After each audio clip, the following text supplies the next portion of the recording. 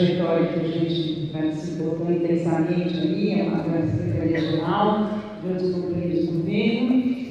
Eu vou fazer, meu discurso preparado, vou deixar para amanhã, não percam, a presença da nossa presidenta Dilma Rousseff, não esperada, e vou começar a fazer uma apresentação mais singela de hoje sobre o tema da contratualização. Mas fiz um apanhado geral sobre a nossa agenda, mas agora está iniciando a mesa sobre contratualização. Somos eu e Pedro Romão. Depois, as outras agendas são aprofundadas com outros colegas que estão aqui presentes. Né? Pessoal da técnica da apresentação, pode pôr.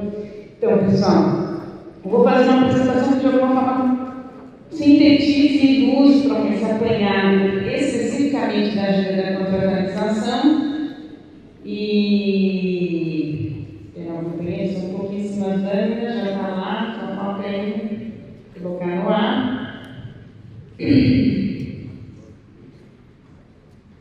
Eu vou, evidentemente, destacar alguns pontos e talvez dar uma olhada da sociedade civil para essa trajetória. Vamos lá, pessoal?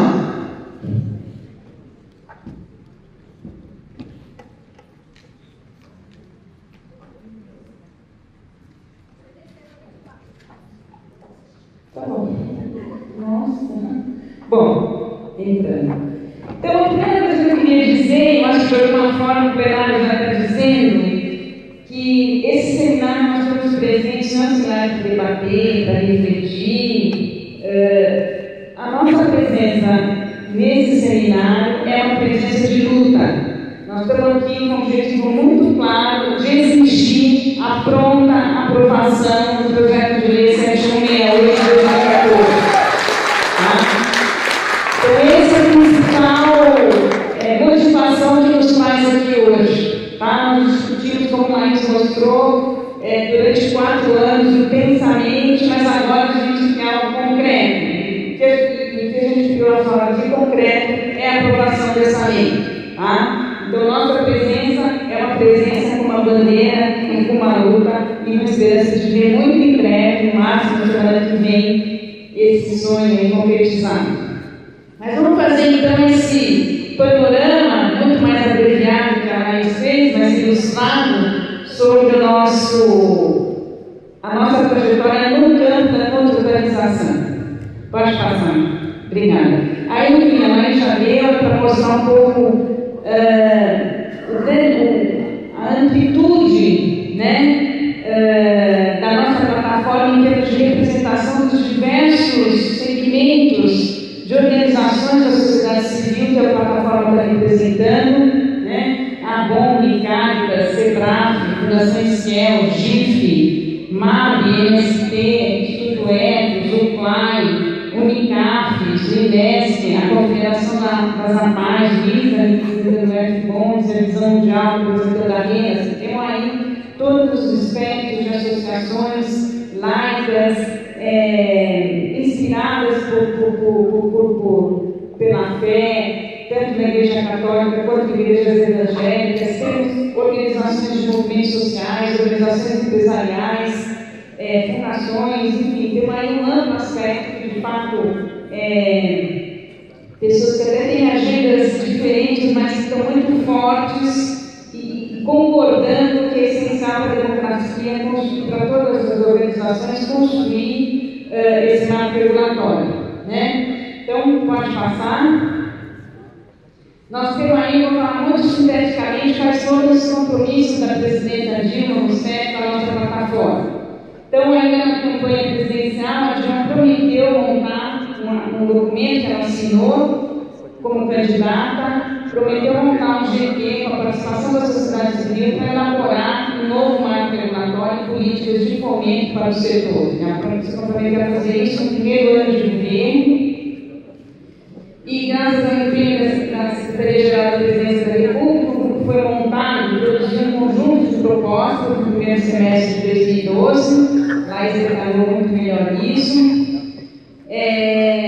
Nós decidimos que íamos dar prioridade ao tema da contratualização, ou seja, ter um instrumento mais seguro e adequado para fazer das parcerias do governo com a sociedade civil, que a gente tem que ser um ponto nevrálgico para enfrentar a criminalização que nós sofremos durante 2011, e por isso elaboramos esse anteprojeto de lei, né? Que entregamos à presidência, entregamos para o nosso ministro Gilberto Carvalho, levar a presidente para ter seu parecer, poderíamos encaminhar, mas nós não tivemos, né? Terminamos no primeiro semestre de julho de 2012, entregamos esse relatório e desde então não tivemos de fato uma resposta oficial da presidenta Dilma sobre nossas propostas, se era a favor, se era contra, se tinha algo a aperfeiçoar, nós estamos evidentemente abertos, mas infelizmente tentamos diversas audiências, tipo assim, 6 meses, passamos nossa plataforma pedindo audiências para que a presidenta nos ouvisse e para ouvir dela o que ela pensava sobre as nossas propostas, e infelizmente não conseguimos essa atenção. E eu tenho usado frequentemente essa foto do ministro Gilberto Carvalho para ilustrar essa síntese do processo, porque eu acho que esse olhar dele, em homenagem a ele, que foi uma liderança importante para nós e a qual nós temos um enorme carinho, mas esse olhar dele de preocupação e consternação, e ao mesmo tempo, se vocês olharem com muita atenção, vendo que há muita esperança nesse olhar também, é um pouco expressa o nosso sentimento em relação a esse processo. Muita preocupação e consideração pela demora, pela falta de uma notícia concreta de qual seria a posição do governo nas nossas propostas, né? Então, eu acho que nós temos ali ao fundo também, muito importante nessa fotografia, um quadro na parede, né, da nossa presidenta, que eu espero que amanhã se transforme em uma presença real aqui na nossa arena da participação social. Vamos lá, pode passar. Bom, aí, cansados de esperar, nós fomos tomamos a decisão de fazer uma estratégia no Congresso Nacional. E aí vocês têm o álbum de figurinhas do quiosque no Congresso Nacional, certo? Eu fui completando aí. Enfim, na verdade, nós chegamos à conclusão de que a gente precisava fazer uma estratégia no Congresso, onde talvez esse fechamento, essa lógica aqui, Maria do Rosário se referiu, essa lógica independente da cor política do governo, o Estado tem essa tendência a se fechar em si mesmo e exercer um certo autoritarismo tecnocrático, né? Nós achamos que uma boa estratégia seria então ir para o Congresso. Fomos ao Congresso, a Laís detalhou um pouco qual foi o processo, entramos em diálogo, em primeiro lugar, com a proposta que tinha nascido, o primeiro autor da proposta, Luiz Nunes, do PSDB, que fez inspirado, né, na segunda CPI das ONGs, o senador Rodrigo Hollenberg assumiu a relatoria e continuou e intensificou o diálogo com a sociedade civil, a Secretaria-Geral, que também tinha essa proposta na mão. Foram aí alguns meses de franco e intenso diálogo, que a gente pôde ver que porque se envolviam também ali assessores do Senado, a gente pôde ver que essa visão equivocada de que as ONGs, que foi reforçada pela mídia, que resultou dessa alta de criminalização, de que as ONGs são uma espécie, e as entidades da sociedade civil, uma espécie de seres escusos que estão loucos para abocanhar, né, a botija do recurso público e que o papel dos servidores públicos era por proteger, né, o erário público desses malvados que querem abocanhar legitimamente esses recursos. A gente viu que não era uma coisa que talvez estivesse só ali colada nessa lógica autocrática do Estado, mas estava mais espalhada também no cenário, expressando uma visão da sociedade que a gente precisa enfrentar também nessa luta institucional, nessa agenda de conhecimento a que a Laís também se referiu, né? Mas então a gente conseguiu uma proposta que nós consideramos boa, não perfeita, tem problemas, a gente poderia aperfeiçoar, na forma que relatou o senador Rodrigo Hollenberg, que foi aprovado na CCJ do Senado, passou para o Congresso e se juntou com outro projeto, o 3877, de autoria do Leonardo da Costa, que também está aí no nosso álbum de figurinhas. Quem pegou a relatoria foi o Berzoini, o Ricardo Berzoini, que imediatamente saiu porque assumiu a Secretaria de Relações Institucionais, que para nós foi excelente, porque essa secretaria é justamente a responsável por articular em nome do governo a base e fazer, vamos dizer, o Congresso funcionar de forma a fazer, vamos dizer, a consolidar como é que chama? Fortalecer em termos de lei as políticas que o governo está propondo, né? E aí ele saiu e deixou a relatoria com o Décio Lima, que é esse outro deputado do PT que está aqui à direita de vocês, abaixo, que também foi um companheiro importante, que dialogou muito, trabalhou muito, né? E aí tem diversos outros atores que não foram relatores, mas que se empenharam, desenvolveram. Eu gostaria de destacar também que a plataforma, ao mesmo tempo que decidiu que o Congresso Nacional resolveu fortalecer também a ação dos estados, porque a gente entende que é uma lógica que precisa ser mudada também nos estados e municípios, que a gente precisa das políticas de fomento, de uma relação mais transparente e respeituosa do governo com a sociedade civil e todos os níveis de governo, né? O IPE soltou um estudo que mostra que existe uma tendência de diminuir o repasse de recursos federais para as organizações, enquanto aumenta os recursos repassados por organizações da sociedade civil em estados e municípios, né? Isso é uma tendência de década. O que reforça como é importante a gente levar essa agenda também para os estados e municípios, que é também o esforço que a plataforma do novo marco regulatório está tentando fazer, né? Construir essa mobilização. No Estado, a gente tem avanços importantes no Estado da Bahia, temos avanços importantes no Rio Grande do Sul, inclusive gestando aí um fundo de apoio às organizações da sociedade civil no Estado, que vai servir de referência para nós, né? E aí uma série de companheiros congressistas, eu não faço justo, o álbum não está completo ainda, poderia por muito mais, e aí vindo na van para cá, eu recebi um telefonema com informação de que a gente teria conseguido, para hoje, às 16 horas, uma audiência que a gente pediu semana passada com o Henrique Alves, que é o presidente da Câmara, que é uma pessoa decisiva nesse momento, porque é quem pauta a plenária semana que vem, né? Então, essa foi uma notícia que bateu o coração, nós estamos bastante entusiasmados, vamos torcer muito para que, de fato, a gente consiga pautar. Eu tive notícia também do Plano Nacional de Educação, também será pautado semana que vem. Eu acho que será uma grande conquista da sociedade civil no Brasil, da educação e da saúde e dos direitos humanos e da participação social, se a gente tiver esses dois projetos aprovados na semana que vem, né? E eu vou muito rapidamente também para concluir. O Henrique Alves não deu tempo de colocar no álbum das figurinhas, vou colocar no próximo. Pode passar um último. A plataforma fez assim, uma síntese, tem um caderninho nosso que a gente está circulando aí, 15 pontos que para nós são essenciais. A gente entende que esses 15 pontos estão contemplados no PL.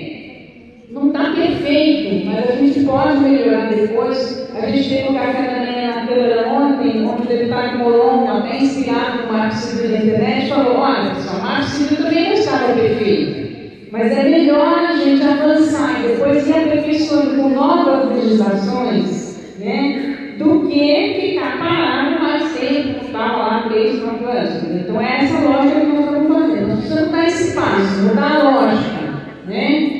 E aperfeiçoando. Então, eu vou apresentar, não vou apresentar os 15% exaustivos, mas 7 de 20 pontos que eu acho que são importantes a gente meter. Pode passar o primeiro aí. Primeiro, essa história de ser um instrumento próprio. Um termo de fomento e colaboração, nós não somos prefeitura, então não vamos usar convênio, que está baseado numa lógica de relação entre entes públicos. Nós não somos um braço do governo. O fato de nós recebermos um recurso público em apoio para podermos colaborar na política pública não nos torna parte do governo. Não somos um órgão público. É muito importante que a legislação deixe claro.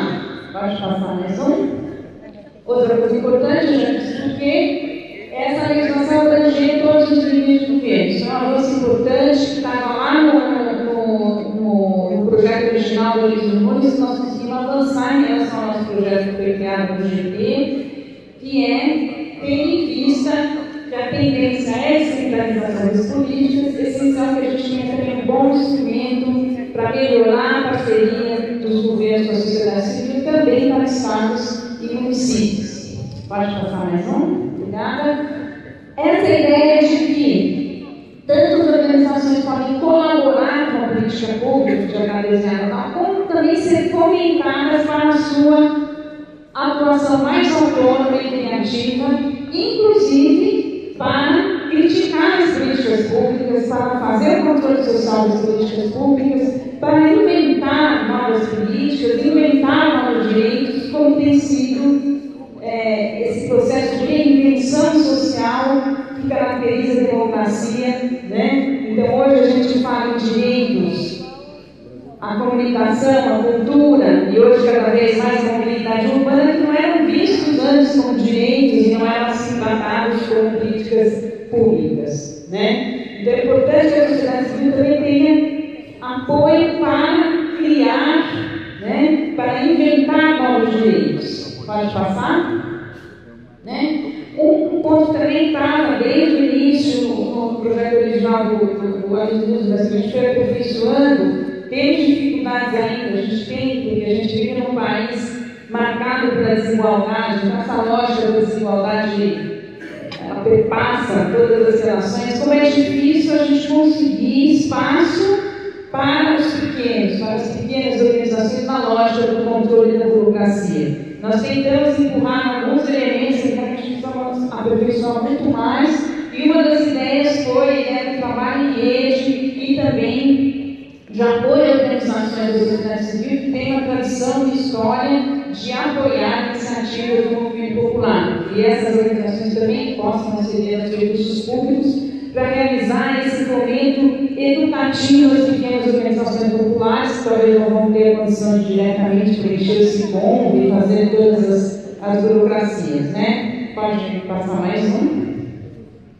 O chamamento público está nessa ideia assim, do republicanismo, dessa relação, da transparência, que a gente considera fundamental e continua reafirmando. Pode passar mais um. Há um ponto de ter um sistema de controle e de transparência adequado, que essa controle e transparência é o papel do SICOM, mas aí não preciso falar aqui que o SICOM tem se mostrado extremamente pouco amigável às organizações da sociedade civil, inadequado, como nós temos esse trabalho, de que sim, precisamos de uma ferramenta ágil e eletrônica, até que tem uma última vez que eu falei sobre isso, que nós queremos um SICOM padrão Receita Federal, né? Porque a Receita Federal conseguiu criar um sistema informatizado muito bom, né? Que não deixa você errar, você realmente vai sendo monitorado e consegue fazer essa declaração de imposto de renda. Então, o governo tem que ser tão eficiente para criar um sistema para doar, quanto o sistema que o governo criou para recolher, certo? O nosso recurso, que é o recurso público, né? E, o 7, finalmente, tem mais um. A criação de um conselho em espaço institucional equivalente.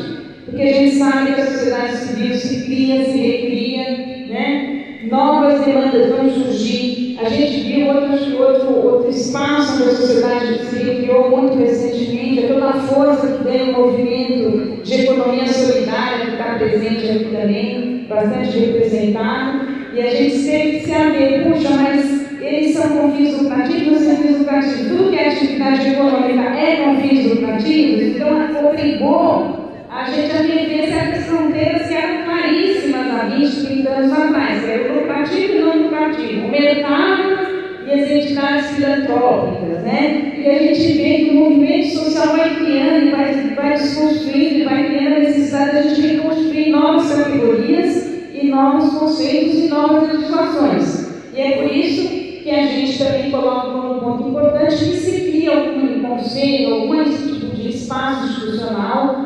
onde